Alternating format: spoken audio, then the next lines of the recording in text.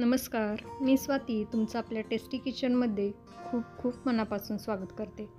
आज आपण आपल्या किचनमध्ये कॅफेमध्ये किंवा रेस्टॉरंटमध्ये मिळतो तसा दाटसर चॉकलेट मिल्कशेक बनवणार आहोत.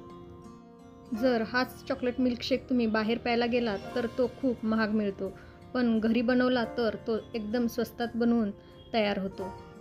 घरी बनवला तरी चव तितकीच छान लागते, किंबहुना त्यापेक्षाही भारी लागते. रेसिपी म्हणाल तर एकदम सोपी आणि पटकन होणारी आहे. चला तर वेळ न घालवता रेसिपीला सुरुवात करूया. त्यासाठी मी इथे मिक्सरचं मोठं भांडं घेतलेलं आहे. आता यामध्ये मी सुरुवातीला 3 चमचे किसून घेतलेलं डेअरी मिल्क घालून घेते. डेअरी मिल्कचे तुकडे करून यामध्ये तुम्ही घालून घेऊ शकता, पण ते दुधामध्ये व्यवस्थित मिक्स होत नाहीत आणि त्याचे तुकडे राहतात, म्हणून मी इथे याला किसून घेतलं आहे. नंतर यामध्ये मी 2 चमचे मेल्ट करून घेतलेलं डार्क कंपाऊंड घालून घेते, जे की मी डबल बॉयलर पद्धतीने मेल्ट करून घेतलेलं आहे.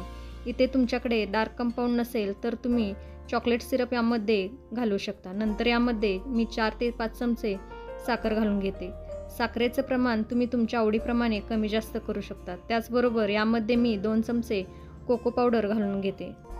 नंतर यामध्ये मी 2 ग्लास थंड दूध घालून घेते. इथे मी तापवून थंड केलेलं दूध घेतलेलं आहे. आता याचबरोबर मी यामध्ये थोडे आईस क्यूब घालून घेते.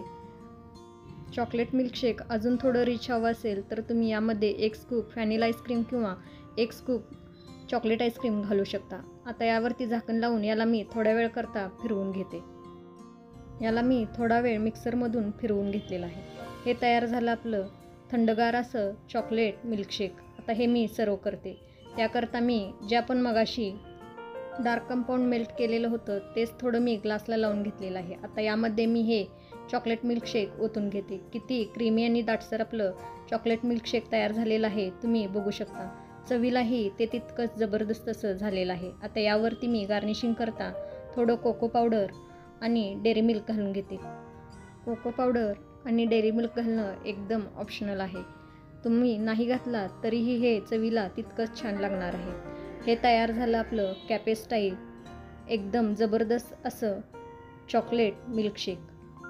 ही चॉकलेट मिल्कशेकची रेसिपी तुम्हीही घरी ट्राय करा आणि मला कमेंट करून सांगायला विसरू नका.